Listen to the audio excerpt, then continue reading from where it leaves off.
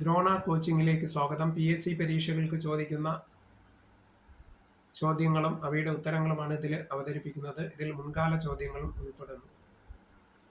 മുൻ വീഡിയോകൾ കണ്ടവർക്ക് നന്ദി അറിയിക്കുന്നു.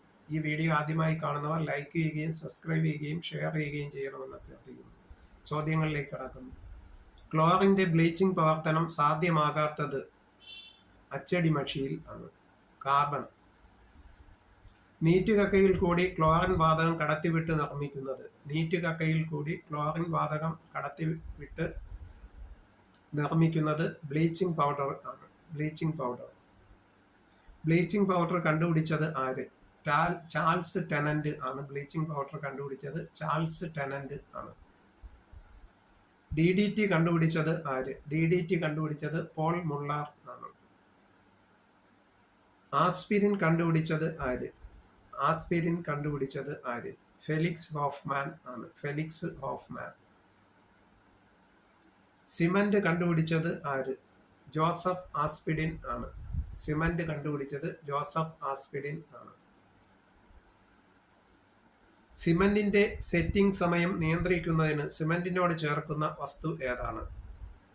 ജിപ്സം ആണ്. ജിപ്സം. ജിപ്സത്തെ 125 ഡിഗ്രി സെൽഷ്യസിൽ ചൂടാക്കുമ്പോൾ ലഭിക്കുന്ന ഉൽപ്പന്നം പ്ലാസ്റ്റർ ഓഫ് പാരീസ്. ജിപ്സത്തെ 125 ഡിഗ്രി സെൽഷ്യസിൽ ചൂടാക്കുമ്പോൾ ലഭിക്കുന്ന ഉൽപ്പന്നമാണ് പ്ലാസ്റ്റർ ഓഫ് പാരീസ്. പ്രതിമകളുടെ നിർമ്മാണത്തിന് ഉപയോഗിക്കുന്ന രാസവസ്തു. പ്രതിമകളുടെ നിർമ്മാണത്തിന് ഉപയോഗിക്കുന്ന രാസവസ്തു പ്ലാസ്റ്റർ ഓഫ് പാരീസ് ആണ്. Plaster of Paris. ഭോപ്പാൽ ദുരന്തത്തിന് കാരണമായ വാതകം. ഭോപ്പാൽ ദുരന്തത്തിന് കാരണമായ വാതകം 1984 ഭോപ്പാൽ വാതക ദുരന്തം നടന്നത്. മീഥൈൽ ഐസോസൈനേറ്റ് MIC ആണ് അതിന് കാരണമായ വാതകം. ഹൈഡ്രജന്റെ ഐസോടോപ്പുകൾ ഏവ? ഹൈഡ്രജന്റെ ഐസോടോപ്പുകൾ പ്രോട്ടിയം, ഡ്യൂട്ടീരിയം, ട്രിഷിയം എന്നിവയാണ്. Protium, deuterium, tritium. അറ്റോമിക സിദ്ധാന്തം ആവിഷ്കരിച്ചത് ആര്? അറ്റോമിക സിദ്ധാന്തം ആവിഷ്കരിച്ചത് ആര്? ജോൺ ഡാൾട്ടൺ ആണ്.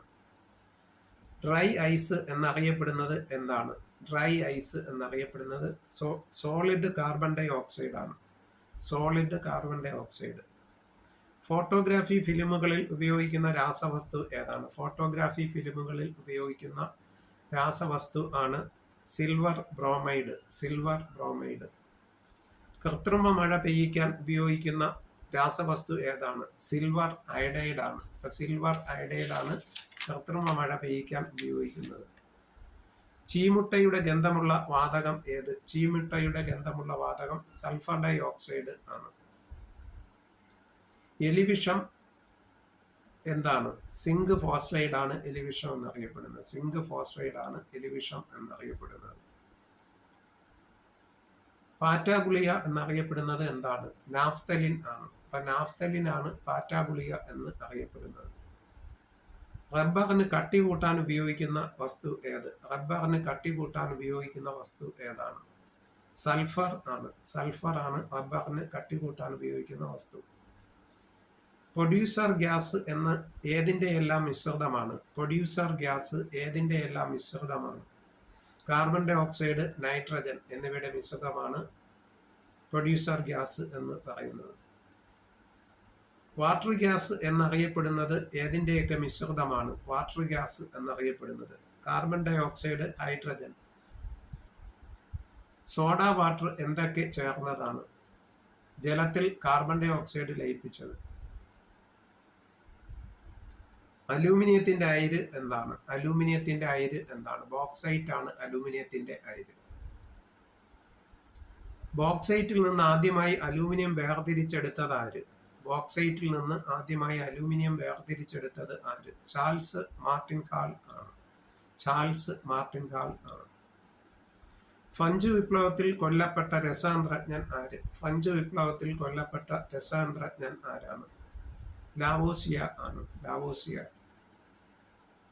ചിരിപ്പിക്കുന്ന വാതകം എന്നറിയപ്പെടുന്നത് എന്താണ്? ചിരിപ്പിക്കുന്ന വാതകം എന്നറിയപ്പെടുന്നത് എന്താണ്?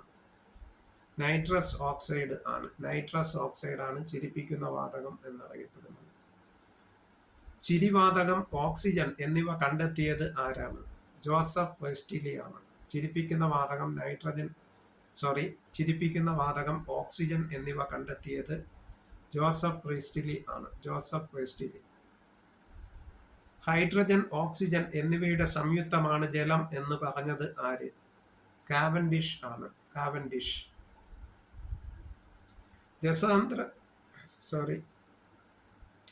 ഇന്ത്യൻ പൗരനോ വംശജനോ ഇതുവരെ നോബൽ സമ്മാനം ലഭിക്കാത്തത് ഏതാണ്? രസതന്ത്രത്തിൽ. രസതന്ത്രത്തിനും സമാധാനത്തിനും നോബൽ സമ്മാനം നേടിയ രസതന്ത്രജ്ഞൻ ആര്? ലീനസ് പോളിംഗ് ആണ്. Linus polling.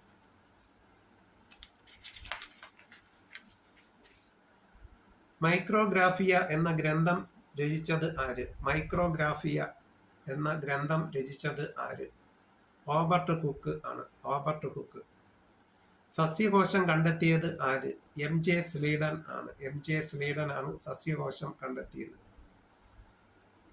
ജന്തുകോശം കണ്ടെത്തിയത് ആര്? തിയോഡർ ഷാൻ ആണ് ജന്തുകോശം കണ്ടെത്തിയത്. കോശമർമ്മം കണ്ടെത്തിയത് ആര്?